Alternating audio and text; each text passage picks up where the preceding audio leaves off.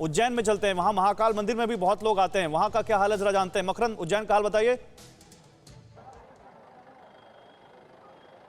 देखिए गौरव, मेरे पीछे आप तस्वीरें देख पा रहे होंगे, बड़ी तादाद में यहाँ पर आपको भीड़ नजर आ रही होगी। मैं इस समय उज्जैन महाकाल मंदिर के बाहर मौजूद हूँ और उज्जैन महाकाल मंदिर के बाहर की ये तस्वीरें हैं। अंदर फिर भी सोशल डिस्टेंसिंग है। ये देखिए, खुद पुलिसकर्मी है, 4 लोगों को बैठा के जा रहे हैं, 3 लोगों को बैठा के जाया जा रहा है। पूरे मंदिर परिसर के बाहर कहूँ तो मजमा लगा हुआ है, लेकिन यहाँ पर प्रशासन के अधिकारी नदारद नजर आ रहे हैं। यहाँ पर कोई भी नहीं है और हम भी कई बार यहाँ पर जो लोग निकल रहे हैं उनसे अपील कर रहे हैं सोशल डिस्टेंसिंग का पालन करने की, उनसे अपील कर रहे हैं मास्क लगाने की, लेकिन यहाँ पर मास्क चेहरों से नदारद है। भाई साहब, वीडियो तो बना रहे हो आप, मास्क कहाँ है आपका? जान की परवाह नहीं है आपको? कोरोना की कोई चिंता नहीं है? कोरोना की भी चिंता है, मास्क भी लगाएंगे अभी। मास्क भी लगाएंगे, चलिए बहुत शुक्रिया। आप मास्क लगाएंगे, लगाइए जान जी। मास्क कहाँ है आपका? इधर है, इधर। मास्क आप लोगों ने क्यों नहीं लगाया? गर्मी बहुत है, बहुत गर्मी है, इसीलिए नहीं लगाया। गर्मी की वजह से नहीं लगाया। अम्मा, मास्क कहाँ है आपका? मैंने लगाया। मास्क नहीं लगाया आपने? यहाँ भीड़ खूब है, परंतु यात्रियों के लिए 250 रुपये टिकट बहुत और व्यवस्था है। ठीक है, तो ये देखिए आप तस्वीरें, मेरे चारों तरफ आप तस्वीरें देख पा रहे होंगे।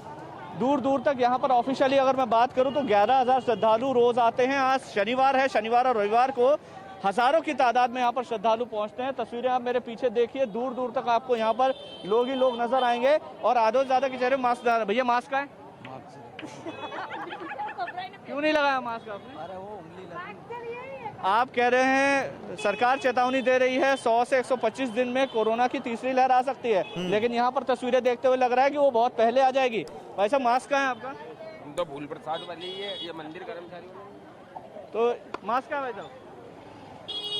छोड़ दीजिए, छोड़ दीजिए मकरंद, छोड़ दीजिए मकरंद, छोड़ दीजिए। अब आपने इतने लोगों से बात कर ली, अब यहाँ कुछ कहने को बाकी नहीं रह जाता।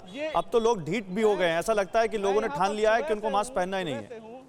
बिल्कुल बिल्कुल। अब देखिए गुप्ता सर, अब यहाँ पर लोग पहले बहाने ढूंढते थे, अब तो बिना कोई शर्म के, बिना किसी जिम्मेदारी के एहसास के ऐसे चले जाते हैं। ठीक है, उनको कोई फर्क नहीं पड़ता।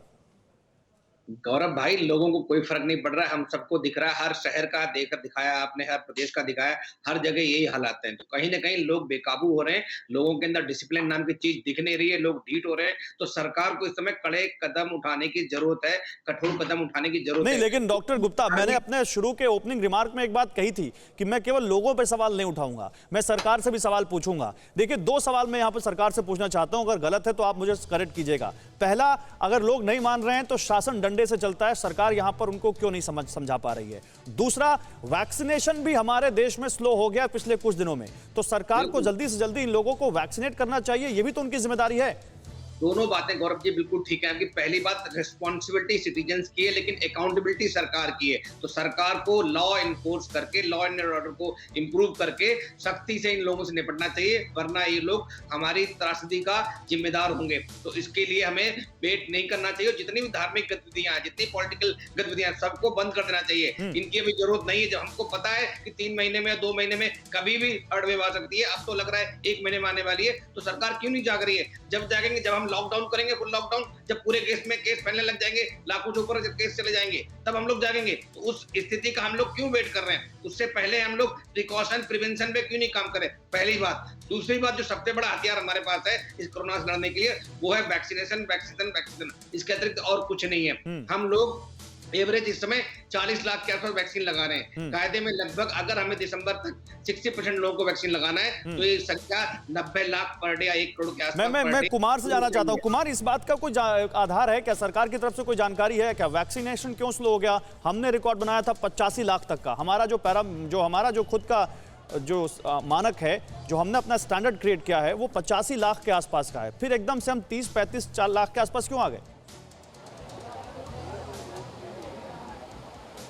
देखिए, वैक्सीनेशन में सबसे बड़ी परेशानी प्रोडक्शन को लेके है। जो वैक्सीनेशन प्रोडक्शन की कैपेसिटी है, सरकार कह रही है कि जो कंपनियां हैं, 2 ही कंपनियां मुख्य रूप से हैं, एक भारत बायोटेक, दूसरा सीरम इंस्टीट्यूट, और दोनों कंपनियां जो हैं वो वैक्सीनेशन प्रोडक्शन को धीरे धीरे एनहांस करने की कोशिश कर रही है। सरकार ये दावा कर रही है ये सायरन जो है 15 मिनट का समय दिया जा रहा है इन लोगों को कि 15 मिनट के बाद जो है आप इस प्रीमाइसेस को खाली कर दें। अच्छा। और अब आप देखिए, एक जाएगा और दूसरा अंदर जंप करेगा और इन दोनों के बीच का गैप जो है वो इतना, मतलब भीड़ इतनी ज़्यादा है कि कोई गैप कुछ भी नहीं। दूसरा, मैं ये भी देख रहा था झील के पानी में मास्क तैरते हुए नज़र आ रहे हैं। तो ये तो एक तरह से कह सकते हैं कि संक्रमण को आप बुलावा नहीं दे रहे हैं, संक्रमण के पास आप जा रहे हैं। तो जिसको कहते हैं ना कि कुल्हाड़ी पे कूदने वाली हिसाब किताब है। तो जब मैं बात कर रहा था वैक्सीनेशन की, तो सरकार ने ये तय किया है कि दिसंबर तक तकरीबन पूरे देशवासियों को वैक्सीनेट करना है। और उसमें जो अभी उन्होंने ऑर्डर दिया है वैक्सीनेशन का, वो बड़ा कंसाइनमेंट जो है वो कोविशील्ड और कोवैक्सीन को दिया गया है।